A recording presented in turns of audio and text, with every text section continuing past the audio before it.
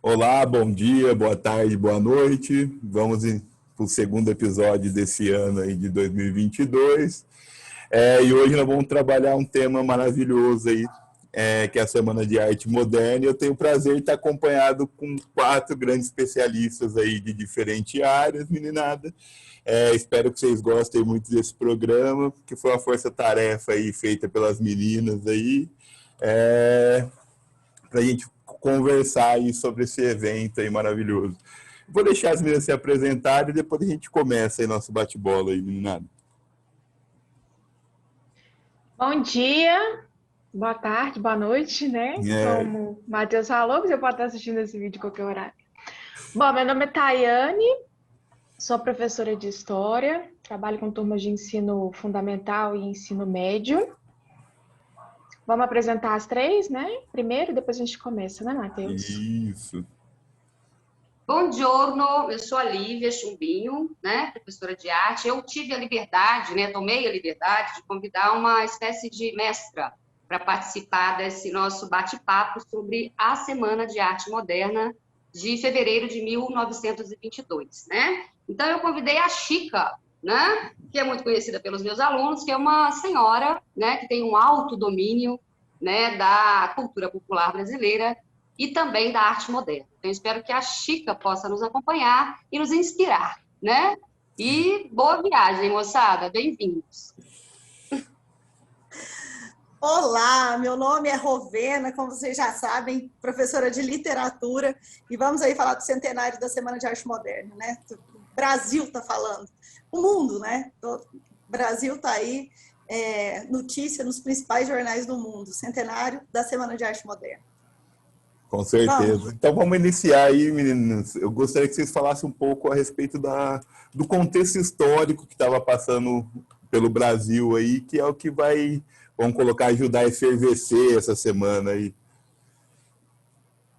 Bom, quando a gente fala de Brasil, na década de 20, foi uma década muito conturbada, né? Muito agitada, muito polêmica. A gente estava vivendo muita coisa na década de 20. Na verdade, a Primeira República inteira é um período muito agitado da história do Brasil. Então, quando a gente fala desse período, a primeira coisa que a gente tem que abordar é a política do café com leite, o revezamento entre as oligarquias de São Paulo e Minas Gerais no poder da presidência, que foi iniciada ainda no fim do século XIX, com o final do governo do Floriano Peixoto. E aí houve esse acordo político entre essas grandes oligarquias dos estados de São Paulo e Minas Gerais para esse revezamento.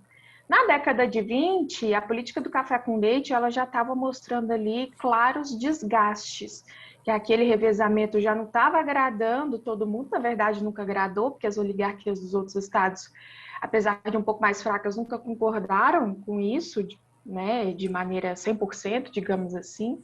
No começo até foi algo acordado entre os governadores dos estados, mas ele já estava mostrando um desgaste muito grande até entre os militares brasileiros.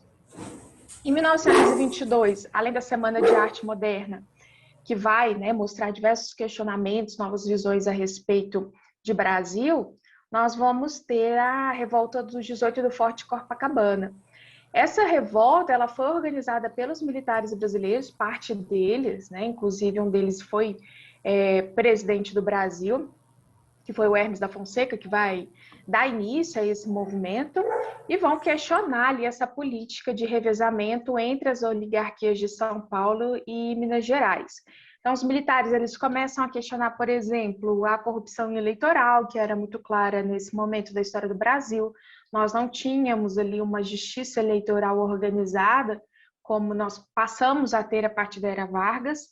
Então, a corrupção eleitoral era muito clara, todo mundo sabia, acontecia para que esse revezamento na política do café com leite fosse possível. E os militares já começavam a demonstrar, claro, descontentamento com isso. Eles passam a questionar a corrupção eleitoral, a questão das oligarquias estarem dominando a política brasileira e outras questões, questão da educação no Brasil, da não participação efetiva da população brasileira, e aí parte dos grupos dos militares passam a se revoltar contra isso. E aí a gente tem essa revolta dos 18 do Forte de Copacabana, será reprimida pelo governo central e mostra esse claro desentendimento entre as forças dominantes no Brasil. Além disso, a gente tem que falar que em 1922 nós temos a criação do Partido Comunista Brasileiro, a partir de ideias que vêm dos imigrantes no Brasil. Então, a imigração no Brasil ela começa ainda no século XIX, mas no início do século XX ela ainda está muito forte. Então, as ideias socialistas, as ideias anarquistas, as ideias comunistas, elas vão chegando ao Brasil inicialmente com grupos de italianos, né? E essas ideias estão muito fortes na Europa.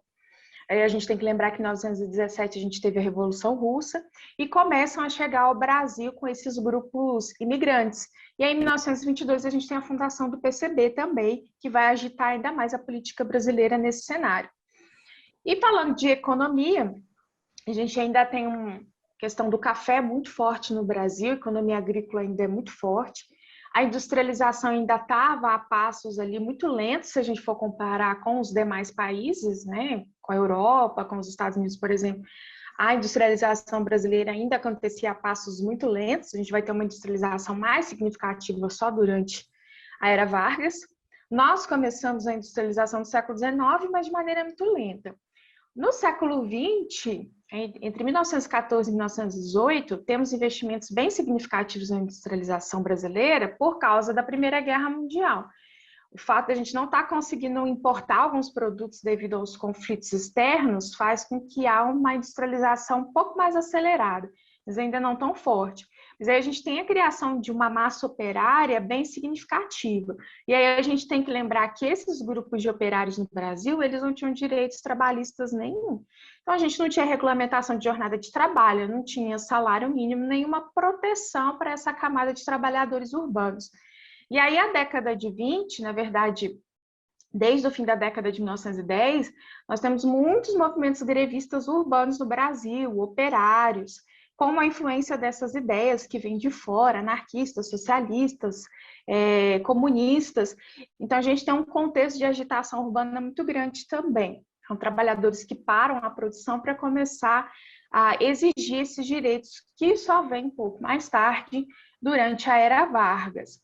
E aí, para falar sobre a questão do modernismo e também dessa questão das agitações operárias no Brasil, e para passar a fala para a Lívia, eu trago o quadro da Tarsila, né, os operários, que vai mostrar essa diversidade do Brasil nesse período que a arte até então não se preocupava tanto em mostrar. E aí a Semana de Arte Moderna vai começar a mostrar, esse é o Brasil que nós temos, esse Brasil diverso, dessa classe trabalhadora, dessa industrialização que está acontecendo de uma forma um pouco mais acelerada do que nos anos anteriores, e dos problemas que isso traz também pela ausência de direitos trabalhistas, enfim. Então, é uma década bem agitada, historicamente, politicamente, economicamente, e também na questão das artes, né, Lívia?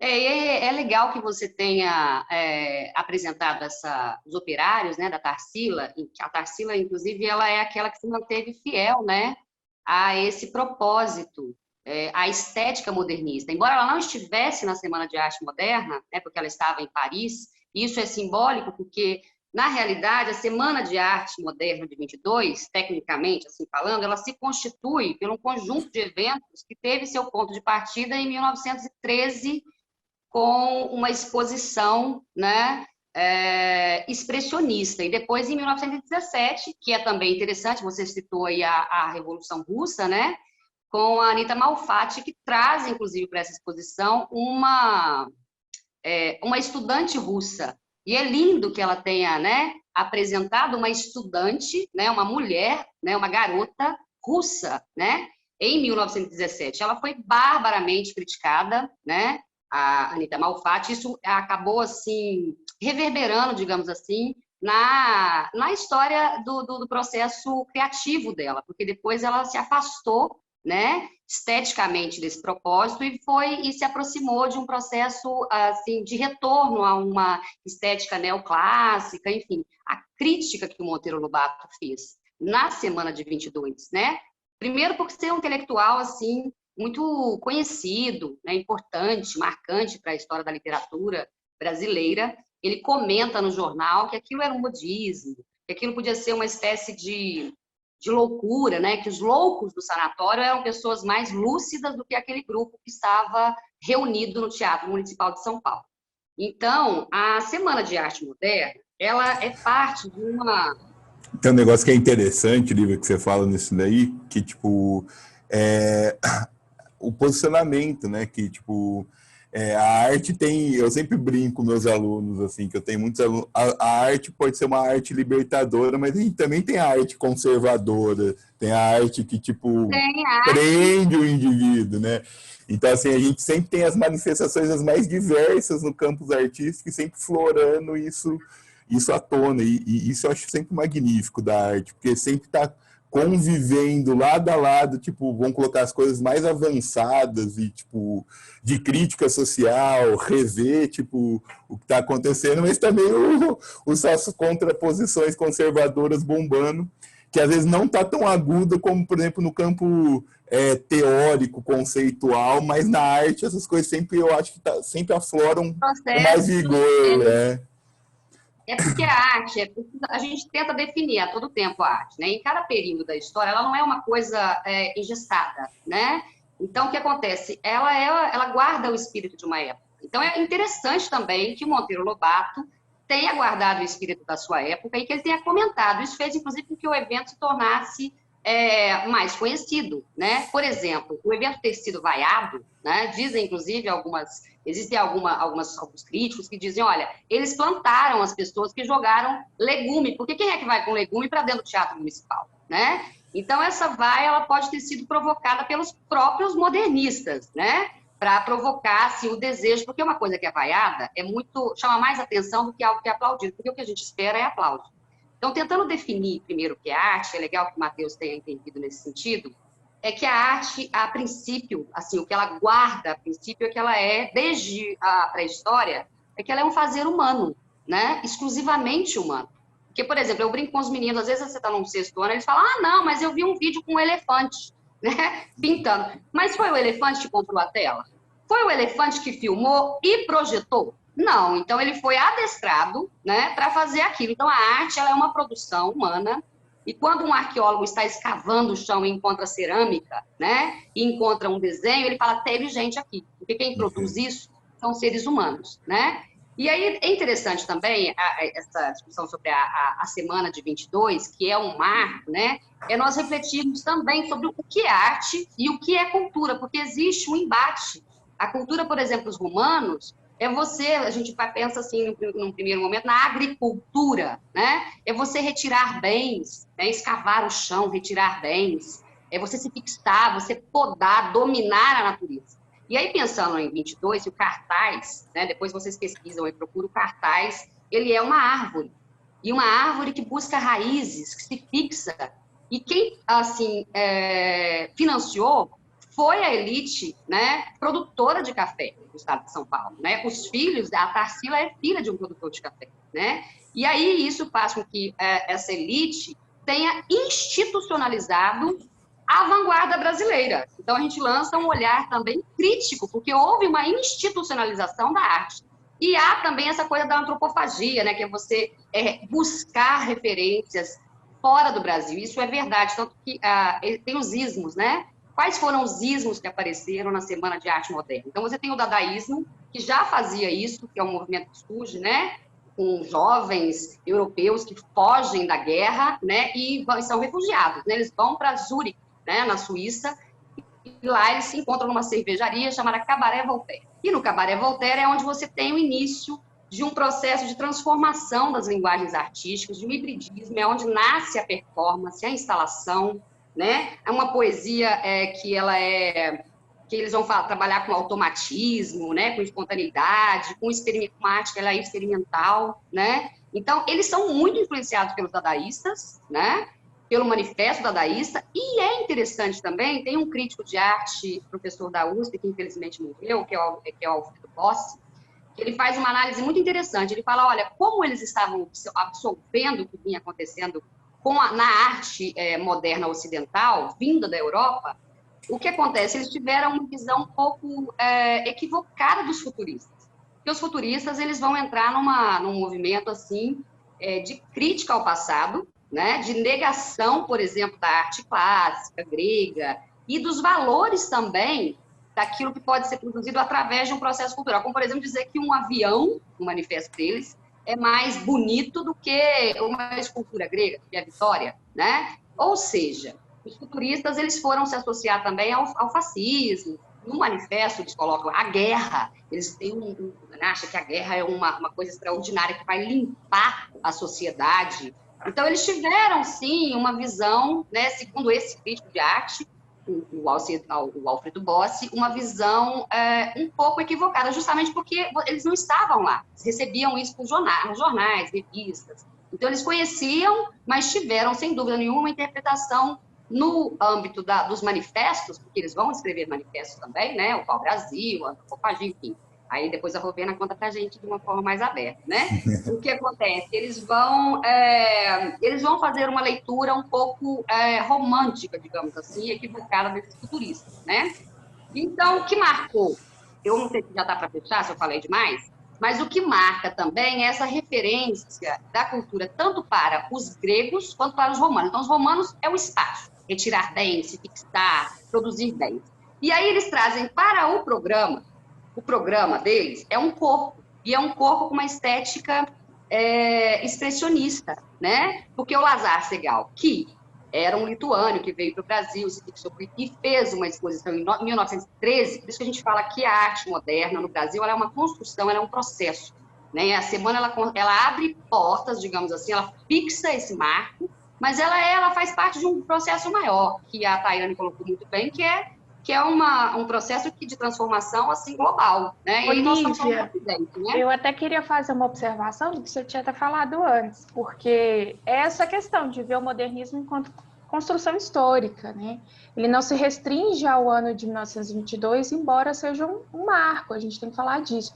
Então, é algo que está sendo construído antes e continua depois de 1922. Tem um livro interessantíssimo, exemplo, lançado né? agora, interessantíssimo, semana de 22, antes do começo, depois do fim. É do José de Nicola e do Lucas de Nicola, né? São dois críticos aí importantes. E a questão da arte enquanto fonte histórica, porque nem sempre a arte foi reconhecida, apesar de ser uma produção humana, ser um vestígio da humanidade, nem sempre ela foi reconhecida como fonte histórica, né? Por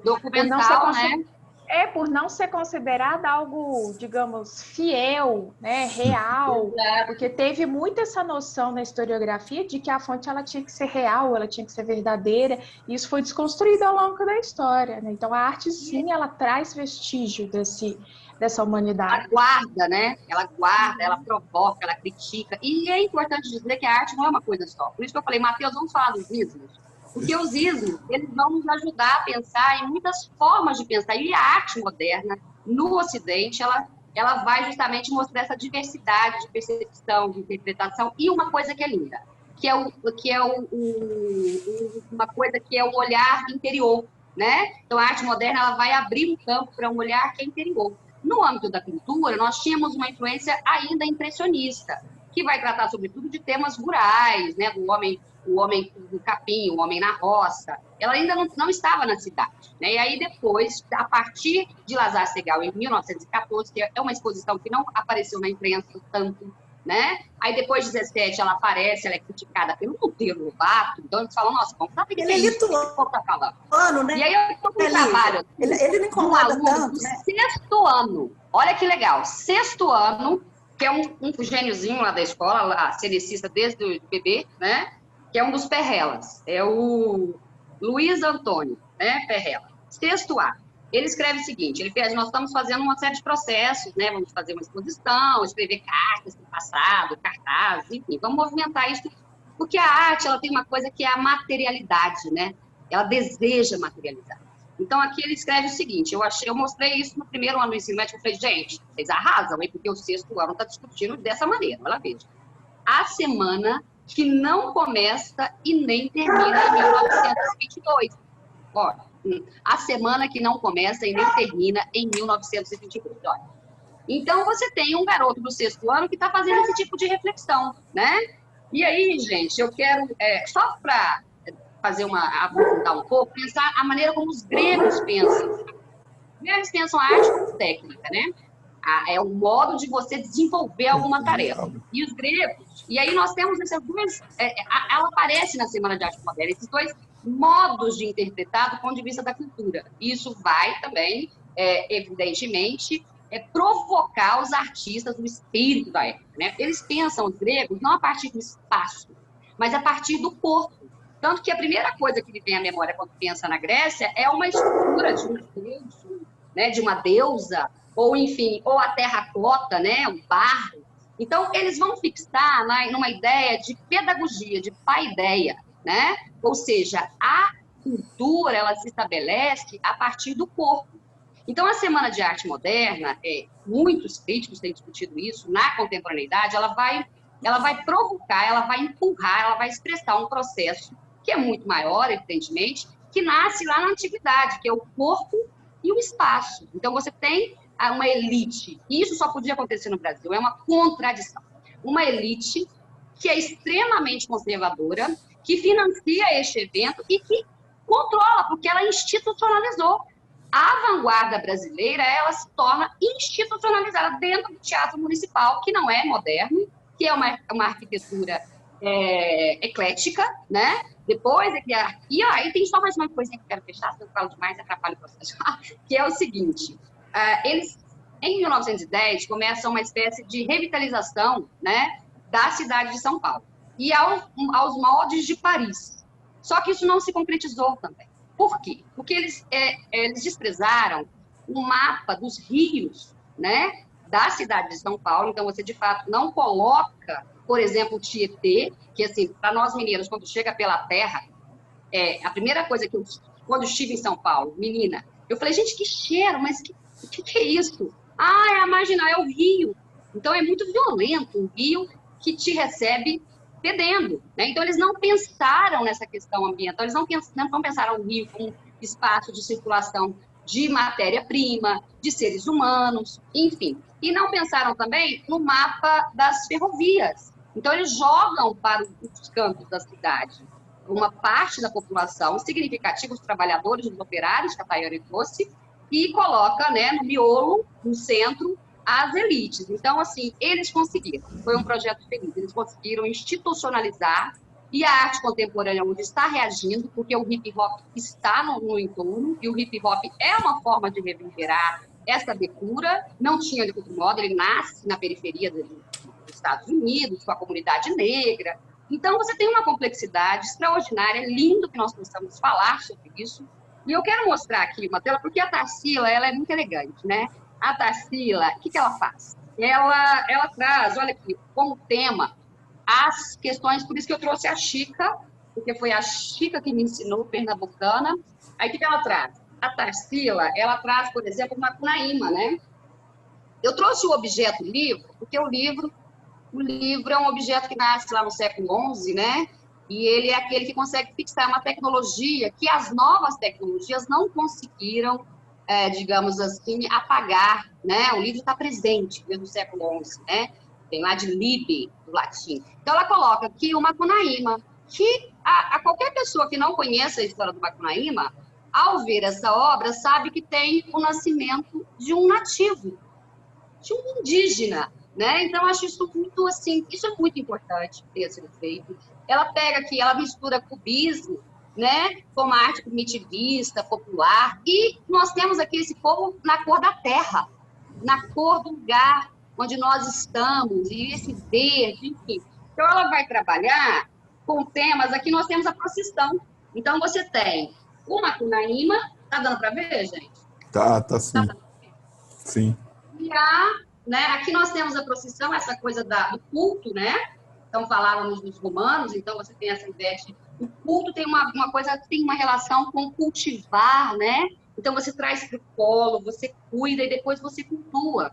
Então, ela traz a procissão, ela traz o porto, né? Ela faz uma síntese, é muito inteligente, porque ela vai fazendo uma espécie de síntese da nossa formação cultural. E a arte, ela critica, ela abraça, como diz o Mateus, ela questiona, né? E às vezes ela é aplaudida e às vezes ela é vaiada. E tem que ser dessa forma, né? Eu acho que eu já falei demais, né? Eu vou fechar aqui com uma bonequinha, que é uma outra amiga da Chica, que ela vem nos navios, né, negreiros, nos navios terríveis, mas ela foi feita com a saia de uma senhora, de uma mãe, que quis divertir o seu filho. Eu acho que o Brasil, esse Brasil moderno, nasce dessas experiências, que é um Brasil que é nativo, que tem a cultura indígena, né, como a Cunaíma, que é negro, que é afro, e a África são muitas Áfricas, e que é também, estamos aqui falando em português, né, desses 800 anos aproximadamente da língua portuguesa, e é também, tem essa coisa do mundo, da Europa, né, vamos falar, estamos falando em português, né, então, e é português também, e é outras coisas, tantas outras coisas na contemporaneidade. E aí, a arte contemporânea está interessada na cultura nativa, na matéria-prima nativa, está interessada na África, nos negros, nos afro-brasileiros, entende? Nos afro-estadunidenses. Enfim, eu acho que isso é bonito, não dá notícia, mas é uma coisa que a gente tem que chamar atenção e aplaudir. Então, eu passo para a Rovena, linda, né? Nossa musa da literatura. Bom, então vamos lá, né? 1922 é o marco do início do modernismo no Brasil. Mas o modernismo aqui começa bem antes, né? A gente sabe que existe um período que antecede o modernismo que se chama pré-modernismo, vai de 1902 até 1922. Nesse pré-modernismo, né, nós temos grandes nomes da literatura: Lima Barreto, Euclides da Cunha, Graça Aranha, Monteiro Lobato. Esses dois figurões, Graça Aranha e Monteiro Lobato, eles serão figuras chave dentro do modernismo, né? Interessante que figuras muito contraditórias. Enquanto Graça Aranha abre, é conferencista no primeiro dia da Semana de Arte Moderna, no dia 13 de fevereiro, Monteiro Lobato vai entrar numa confusão tremenda em 1917, né? Com a exposição, segunda exposição da Anita Malfatti, né? Quando ela retorna dos Estados Unidos. Bom, a grande diferença entre o pré-modernismo e o modernismo. Como um pré-modernista pode não ser modernista? Esse é um grande questionamento, né? Como é que Monteiro Lobato, que era representante desses anos de pré-modernismo, ele não se torna modernista? Nós temos motivos, né? Porque ainda é pré-modernista, não é modernista. Bom, porque embora houvesse uma renovação nos temas, não é? Então o nacionalismo crítico começa a aparecer, uma visão mais regionalista, né? Um estudo aprofundado. É o Brasil profundo que começa a aparecer. Com todas as dificuldades, né? Euclides da Cunha vai focalizar Canudos, Monteiro Lobato, a condição do africano, né? do afrodescendente após a abolição da escravatura. Como é que ele vive? Ainda na mesma condição? Como é a vida do suburbano? Então, essas questões nacionais, né? E um nacionalismo não romantizado, não aquele nacionalismo do século XIX, né? É por isso que já é pré-modernista. Por que já é pré? Porque esse nacionalismo crítico aparece. E aí todos eles, né, compartilham, comungam dessa mesma necessidade. Monteiro Lobato vai falar do interiorano, né, do Jeca Tatu. Ai, que lindo, que bucólico. Bucólico nada, o cara tá lá no cigarrinho de palha porque ele não tem alternativa, né? A miséria humana tremenda. Enfim. Mas por que ainda, olha só, ainda é pré-modernista? Porque já é pré, a gente já sabe, então nacionalismo crítico. Mas por que ainda é pré, não é modernista? Porque eles não haviam inovado na linguagem, certo? No tratamento dado ao tema. Então, uma coisa é o tema e outra coisa é o tratamento dado ao tema. Então, abordagens, olha, de linguagem, de sequência narrativa, organização textual, ainda era passadista. E, olha, conservadores, ainda no estilo, né? A exceção de Lima Barreto, né? Que traz tantas vezes a linguagem informal, mas sempre marcada, né? Ainda é uma linguagem informal dentro da literatura, mas não como os modernistas vão fazer, né? Havia marcações dessas informalidades na linguagem. Então, com exceção do Lima Barreto, havia ainda muito conservadorismo quanto à linguagem. Euclides da Cunha, por exemplo, extremamente conservador, né? Vai haver até uma crítica quanto ao barroquismo na linguagem do Euclides da Cunha. Então, por que ainda é pré-modernista? É interessante, porque quando o modernismo começa no Brasil, ele começa em que momento? Né? Quando as vanguardas europeias impactam linguagem e tratamento dado ao tema. Então, nós teremos a junção de dois elementos no início do modernismo no Brasil. Um é um nacionalismo crítico, que já é legado do pré-modernismo, e o outro é uma renovação na linguagem e na estrutura. Por que a linguagem muda e assusta? Né? Como, por exemplo, assustou Monteiro Lobato. Monteiro Lobato é um literato, né? E por que a linguagem da Anita Malfatti surpreende tanto? Porque é a mesma lógica. Não é? Então, tem o tema e tem um tratamento dado ao tema. Aqui no Brasil, nas artes plásticas, o primeiro impacto foi do expressionismo, certo? Então, 1903 com Lázaro Segall, mas ele incomoda porque ele é lituano, né? Anita Malfatti, 1914, chega da Europa, né? O tio financia os estudos na Europa, ela volta, faz uma apresentação, mas não repercute. A partir do momento em que ela se firma como uma personagem que representa a arte brasileira, ela assusta, né? Então, em Paranoia e Mistificação, a propósito da exposição da Anita Malfatti, Monteiro Lobato vai chamar de furúnculo. Essas artes, essa coisa que chega aí, vez ou outra, né, com representação de algo, isso é um furúnculo. Gente, tem coisa mais horrorosa que furúnculo, né? Mas o furúnculo incomoda também. O furúnculo incomoda muita gente, né? É quase a história do elefantinho. Ela começa, né, a promover uma discussão, né? Então, assim, a Anita Malfatti, ela chega, né, promovendo essa iconoclastia. Então, nós temos uma revolução no tema, uma revolução na linguagem. Monteiro Lobato vai chamar a arte de caricata. Enfim, a repercussão, os desdobramentos são imensos, né? E uma dessas repercussões acaba acontecendo no jornalismo mesmo, crônicas. Então, Oswald de Andrade e de Cavalcante vão falar, reverberar, esse assunto começa a ganhar proporções imensas, né? De modo que a crítica do Monteiro Lobato, ela soa até como um tiro no pé, porque ele acaba promovendo essa linguagem. Enfim, esse grupo começa a se formar nesse momento, né? Esse grupo vai começar a se formar aí. Então, Oswald de Andrade e de Cavalcante, eles não se conheciam, né? Eles vão se conhecer exatamente por conta desses interesses e dessa visão comum. Né? E a Anita Malfatti, daqui a pouco chega Tarsila, Menotti Del Pique, e está aí formado o Grupo dos Cinco. O Teatro Municipal de São Paulo, como muito bem lembrado aqui pela Lívia, né?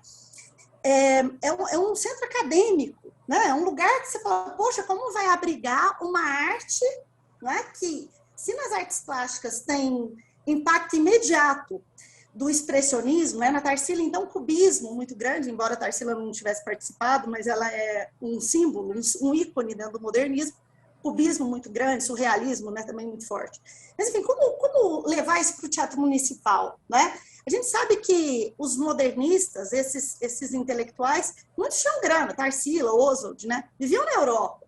A Mário de Andrade nunca saiu do Brasil. Mário de Andrade viajava para o Rio de Janeiro e voltava, né? Quem financia? Quem financia? Quem vai lá e aluga? A Semana de Arte Moderna teria tido a mesma repercussão se tivesse acontecido na livraria, porque, a princípio, a ideia era a livraria, né? Não teria certamente causado, né, todo aquele rebuliço. Como chega ao Teatro Municipal, então? O Paulo Prado exportava café, exportava carne. E quem era o representante do Paulo Prado? Um figurão do pré-modernismo, olha quem era. O Graça Aranha, que inclusive era namorado da Nazaré Prado, que era irmã dele. A Nazaré até dá uma entrevista e fala que ela é que é a responsável pela Semana de Arte Moderna no Teatro Municipal, porque, na verdade, ela que aproxima. Mas, enfim, quando acontece no Teatro Municipal, nesses 3 dias, né, 13, 15 e 17, o evento já tinha sido difundido, não é? Já tinha sido discutido, né, quanto à razão de ser, né? A razão de ser. Sempre muito polêmico, claro. No dia 13, nós vamos ter a palestra do Graça Aranha, né? A noção estética da arte moderna. Essa palestra é sempre muito elegante, né? O primeiro dia chama muita atenção dos modernistas, daqueles que eram alinhados àquela iconoclastia que acaba sendo uma demanda do século XX mesmo, principalmente em São Paulo, né? Cidade cosmopolita, que cresce vertiginosamente em 50 anos, não é? Chegada de imigrantes, então tudo muito diferente. É a linguagem da velocidade, é fragmentada, né? Então, a ideia de síntese da forma do cubismo, né, Lívia? da vanguarda cubista, é Tem muito um dado coerente interessante. com essa renovação. É muito Tem, coerente. Rovena, tem um dado interessante que na minha fala eu não coloquei. É tanta coisa, né?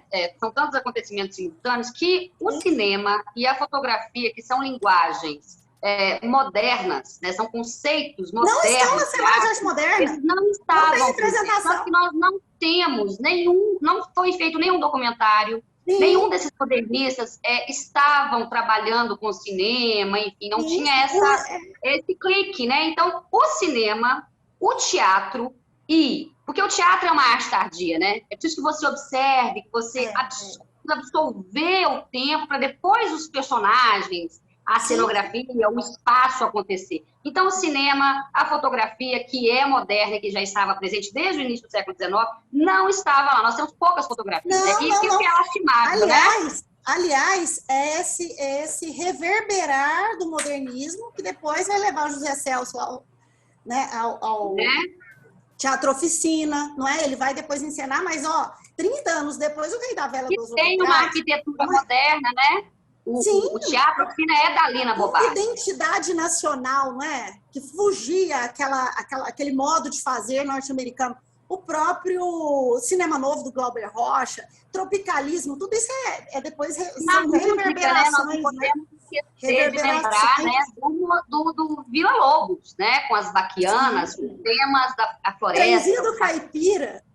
Ele vai trazer, olha o nacionalismo crítico, olha que interessante. Ele vai usar de clarinete para fazer barulho de apito de trem.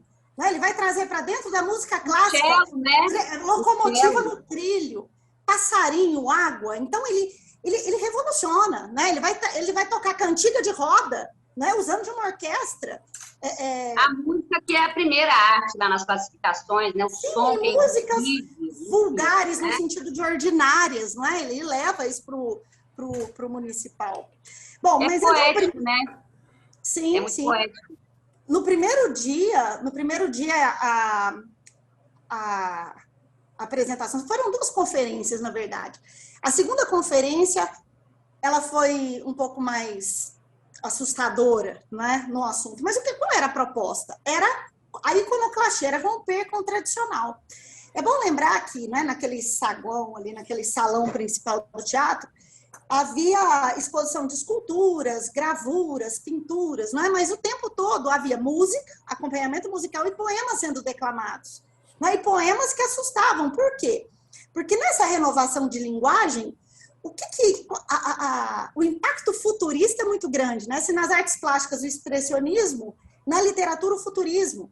Então, um rompimento completo com a métrica, com a versificação. Então, os versos livres, versos brancos, linguagem do cotidiano. E isso era muito combativo no momento, a arte apreciada pela elite paulistana. A elite paulistana apreciava o quê? O simbolismo, o parnasianismo, né? Que era de uma erudição, de um preciosismo vocabulário, de um retorno à arte clássica, à mitologia, que acabava afastando o povo da literatura. A literatura era extremamente elitista.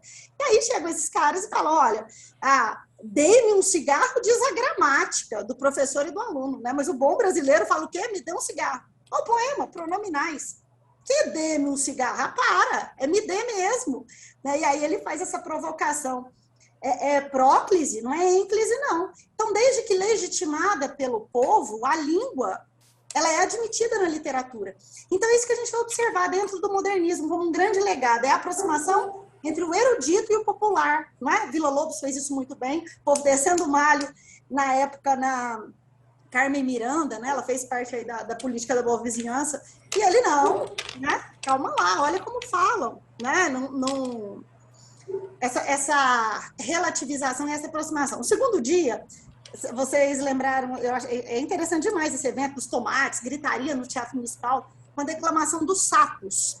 Segundo reza a lenda, né, foram os estudantes lá do Largo São Francisco, do Direito, que foram cooptados aí pelo movimento modernista. Na verdade, o Oswald de Andrade deu uma groja e eles foram fazer tumulto lá no Municipal. Os sapos é um poema do Manuel Bandeira. Manuel Bandeira, ele não quer participar da semana. Não, porque ele é, inclusive, amigo de Olavo Bilac, né? Raimundo Correia, Alberto de Oliveira, grandes nomes do parnasianismo, ele tinha uma admiração tremenda. E ele fala, não, gostava das pessoas, né? Sabia o que significava também a arte parnasiana. Ele descreve os sapos, mas os sapos é um poema que vai ser declamado pelo Ronald de Carvalho.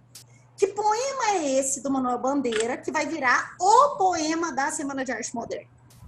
É uma ironia tremenda. Quem são os sapos? Os parnasianos. O parnasiano, aí chega um sapo e fala, o meu cancioneiro é bem martelado. Bem martelado quer dizer estrutura fixa, né? 10 sílabas poéticas. Eu não rimo com consoantes de apoio. As minhas rimas são ricas e raras. Eles ironizam o quê? Algo que era extremamente desnecessário, passava do desnecessário. Né? O Sapo está fazendo isso. Fala, fica escrevendo um poema em que a forma, o esteticismo, não é? Existe por ele mesmo, então é uma arte fora do tempo, ela não repercute nada que seja aqui, né, do nosso tempo, uma revolução nas comunicações, nos transportes, né? Então, automóveis populariza, aeroplano, telefone, telégrafo, tantas transformações, o Brasil se industrializando e eles ficam falando das musas do Olimpo. E o sapo, né? O sapo, do ponto de vista da imagem, porque a poesia é a imagem, né? Na literatura. Ficam coachando, então, o sapo é aquele que está no regato, é aquele que está ali, né? Ele está nas águas, ele está no interior mesmo. E o Manuel Bandeira, ele é um gênio, né? Porque ele vai lá, ele consegue fazer a síntese na linguagem e na imagem. E o sapo, dizem, o Hermeto Pascoal tocou música para tudo quanto é bicho, né? Ele tocou para a vaca vinha, os passarinhos. Quando ele foi tocar para o sapo não vinha. Diz que ele teve que pegar um copo, soprar e fazer um som de água. Então, o sapo é um bicho difícil de você, inclusive, trazer à cena, ou seja, de você se aproximar, né? Então, é muito inteligente ele trazer o sapo, porque está nas raízes, é monótono, né? Tá a leitura do texto, né? Foi, não foi. Ele ridiculariza. Nesse momento, a plateia, que no segundo dia vai atraída pela Guiomar Novaes, que era uma pianista muito respeitada, eles ficam horrorizados.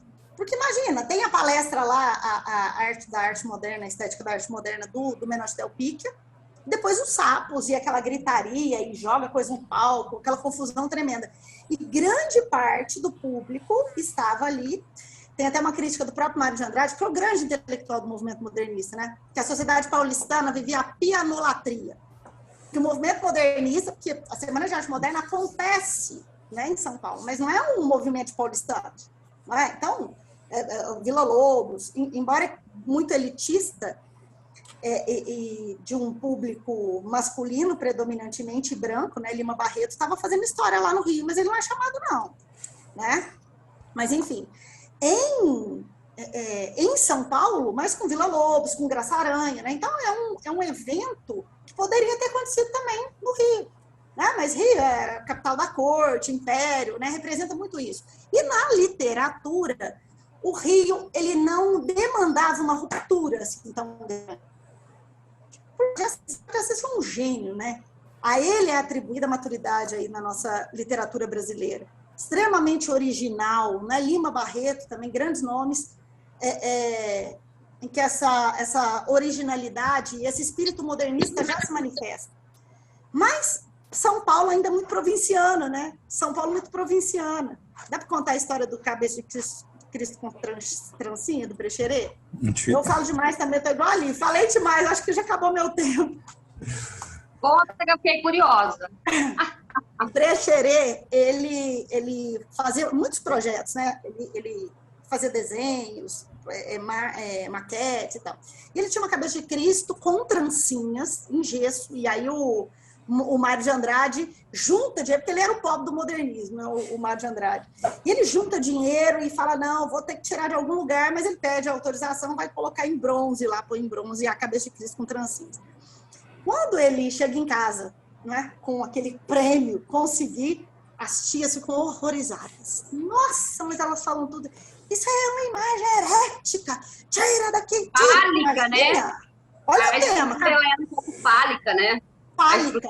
Exatamente. E com trança, a cabeça de Cristo podia ser a cabeça de outra pessoa, não. Né? De outro ser. Tem que ser de Cristo. E as tias ficam horrorizadas, né? E aí ele grita para o universo, Paulicéia desvairada. E ele vai dar nome para o primeiro livro lá de 22, primeiro e grande livro, com aquela capa lá, com a roupa de Arlequim, representando mesmo essa diversidade cultural aí de São Paulo, diversidade de toda a ordem, né? Mas a Paulicéia era um desvario mesmo, né? São Paulo se modernizava, havia essa emergência em se modernizar, em acompanhar, se acompanhava grandes capitais, Paris, Moscou, tantas cidades, né?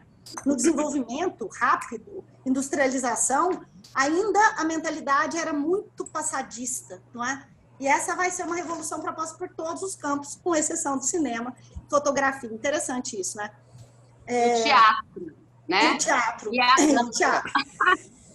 Porque aí depois só a década de 60 que vem para frente, né? Aí vem o Oficina, a Arena, e, enfim. E é legal você falar do Brecheret, porque veja como realmente essa questão da institucionalização. É ele que vai esculpir, na década de 50, o monumento aos bandeirantes. Né? Sim, em frente ao Ibirapuera. Cubista, né? Demora, isso aí vira um embrólio, né? Tá construído. A estética moderna, né? É muito interessante. Só podia acontecer isso no Brasil mesmo, né, gente? Mas, meninas, ó, eu vou ter que cortar vocês por causa do nosso entrar da hora aí. Pode falar coisa interessante. Mas outra coisa interessante, a última coisa interessante, Matheus, é que, só rapidinho, é porque o Mário de Andrade, depois, 40 anos depois, né, ele vai fazer uma palestra refletindo sobre o legado do modernismo. Né? Então, ele, na verdade, 20 anos depois, né, ele, em 42, essa palestra, ele vai falar sobre o fato de nós podermos aprender, né? Mas não tomar de exemplo 22. Porque se nós tínhamos a intenção de nos aproximar, né, das civilizações cultas, digamos assim, faltava muito ainda. Né? Então, aproveitando aí Petrópolis, o que aconteceu agora há pouco, né, essa miséria humana, essa coisa horrorosa que aconteceu. Então, falta muito. Enquanto tem gente morrendo, né, por falta de planejamento urbano, saneamento, então nós não alcançamos. Então, que sirva de lição, né, que a gente precisa sempre ter esse olhar vanguardista, cosmopolita, mas para além do futurismo, né, para além do esteticismo. É isso aí. Desculpa, falei muito. Não falou não. Eu sei que o assunto é interessante, que daria para ficarmos aí diversas horas aí, mas eu cumpro o papel de chato, né? Eu cumpro o papel de chato. Mas eu queria depois agradecer. tem antenais, tem um monte de coisa, dava para fazer 5. Mas então, mas se vocês quiserem, fica feito o convite. Pode, cada uma focar, mais aí para uma área específica e a gente trabalhar temas mais específicos. Isso. E a gente vai publicando no ar sem menor problema. Senão realmente fica muito grande, né? Os meninos depois brigam comigo. Nós vamos despedir. Eu não sei se você já pensou nos próximos temas, mas seria interessante falar sobre os 200 anos da independência. Sim, que eles citaram. Sobre isso, né? Eu já ia conversar com você depois e tudo mais, para falar sobre isso e a gente conversar e tudo mais.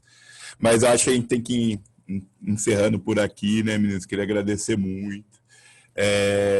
Obrigado por disponibilizar aí essa vinda e realmente fica feito o convite. Eu acho que se quiserem focar, eu acho que seria muito importante a gente fazer vídeos aprofundando algumas dessas bolas que foram levantadas, que eu acho que valeria a pena. E eu sei que trabalho com a disposição de vocês e tudo mais, mas tá aberto aí para a gente gravar, deixar no ar. Eu acho que é importante isso para os meninos. Então, agradeço muito vocês estarem aí disponibilizando esse tempo. Vou deixar vocês se despedirem e a gente vai encerrando por aí. Um abraço para todo mundo, um beijo, boa semana. Obrigada, Matheus, pela oportunidade de discutir esse evento, moçada. Um beijo, tá? E a vida vale mais. Até! Gente, obrigada pela oportunidade, pelo convite e por aprender com essas mulheres maravilhosas, né? Vocês são incríveis. Lindona.